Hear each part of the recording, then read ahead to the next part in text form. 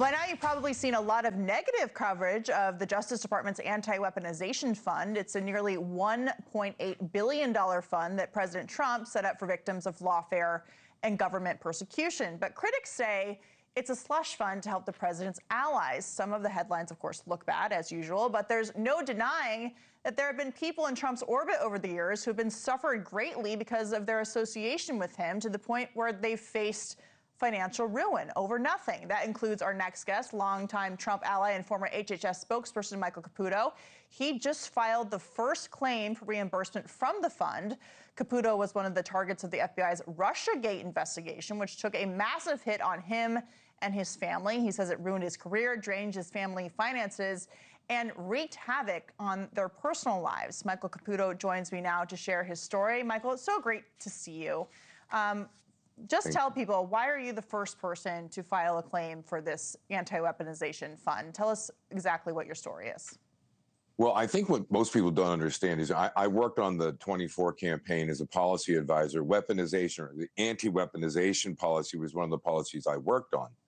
And this fund is something that has been contemplated since 2023 during the campaign. And during the convention in Milwaukee in 24, a group of the smartest lawyers I ever met were discussing how to set this up and different ways to fund it. We were going through half a dozen ways. You know, I didn't join the administration. Thankfully, the policy apparatus and DOJ and in the White House went forward with this. You know, even though I was involved in weaponization policy development, I woke up Monday morning to a really pleasant surprise to find out about this fund and that it had been deployed. I really have to salute the president for doing this, and Deputy Attorney General, Acting Attorney General Todd Blanche. It's really something all of us remnants of Russiagate, and I'm sure the J6ers, others are all very excited about it. Yeah, I think what gets lost in this is the federal government's overreach on so much of this, not to mention just making things up that you exactly experienced with Russiagate. So many people had to spend tens of thousands, hundreds of thousands, millions of dollars on attorneys just to fight false accusations against the federal government. But Vice President J.D. Vance insisted yesterday, this is not partisan. Anybody can apply. Take a listen. Anybody can apply for it. Republicans can apply for it. Democrats can apply for it. As you know, the President of the United States has pardoned a number of Democrats who he felt were actually subject to this lawfare. I mean, if Hunter Biden wants to apply for this particular fund, he is welcome to. So this is that kind of deflates the argument that this is simply just for President Trump to repay his allies.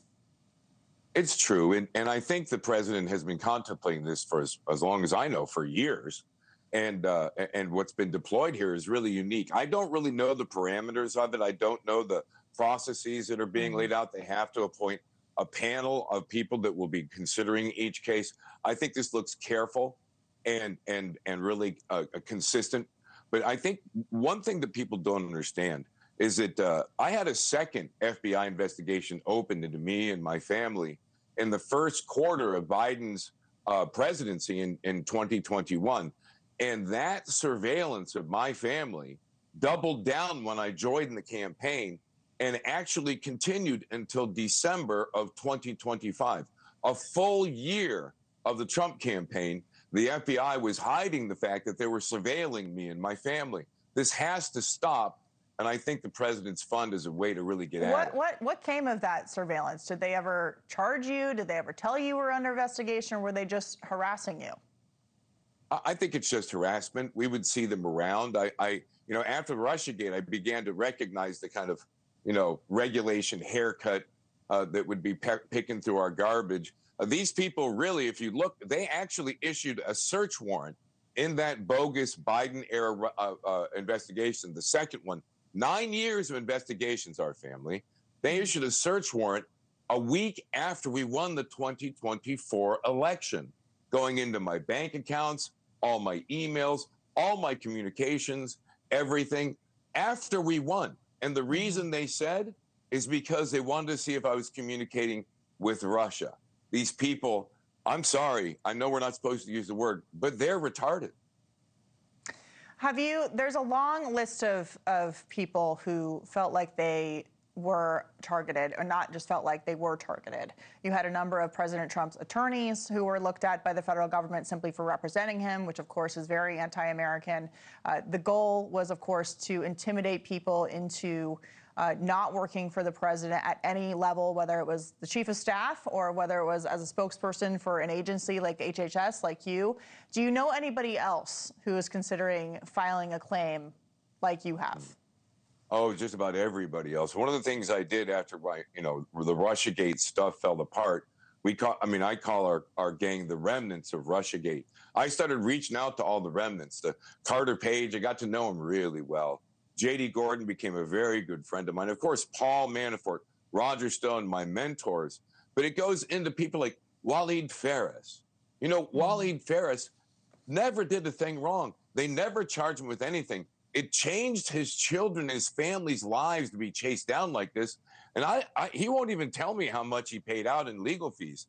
They destroyed dozens and dozens of families. And when you think about all the other weaponization victims from January 6th, the FACE Act, all these other people where the government has been completely weaponized against Trump supporters, there are thousands of us. Mm-hmm. Well, the other thing about the fund, too, is that when people apply, we'll be able to see who they are and look at their stories, and more will be revealed about what exactly happened to them and the details of the harassment that came from the federal government. And I find it interesting that people saying this doesn't exist, there was no weaponization. I mean, this went all the way back to the Obama administration when they were targeting regular mom and pop people for going to Tea Party meetings and trying to oppose Obamacare, for example, getting stacks of letters and information from the IRS demanding they fill it out properly or they would go to prison. I mean, there was no accountability for any of those people at that point. So in terms of the future, are you confident that a fund like this will provide deterrence for Democrats in the future who want to use the federal government to go after their political opponents, or is this just simply retroactive in the sense of paying people something to try and make it right? Well, I think two things people need to think about here, and are very important. Number one, we've been working on this.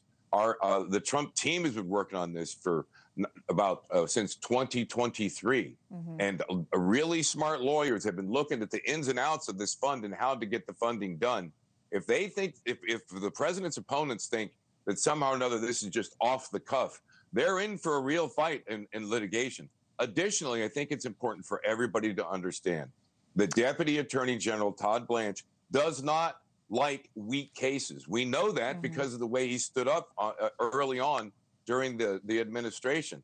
If they think this one's weak, it's going to be the first one Todd Blanche brought out weak. They got another thing coming. They're in for the fight of their lives. And my family, all the other families, we're really hopeful. You know, Michael, before we go, you use the R word to describe FBI agents harassing you. Is it incompetence, mental incompetence, or is it that they were doing this on behalf of folks in DOJ trying to target you? Well, one of the FBI agents in Buffalo, where I went through a lot of my problems, I'm now down in Florida, he quit over this, and he told me he couldn't tell me why he quit, but when he could, he said I would thank him. I now get pretty regularly emails from private accounts that are sent to me from people who claim they are FBI agents, who they must be, because the documents they're sending me are on fire. The FBI itself, people inside are pretty upset about the way things are going on. I think we should shatter and scatter the FBI, but I trust the president and I trust Kash Patel. Yeah. All right. Well, we look forward to following your story and to seeing how this fund plays out with you and others who believe they are victimized by the federal government. Michael Caputo, thank you for being with us and sharing your story. Great to see you. Thanks, Katie. Thank you for watching. Subscribe below and download our NewsNation app right now on your phone, and you will get fact-based, unbiased news for all Americans.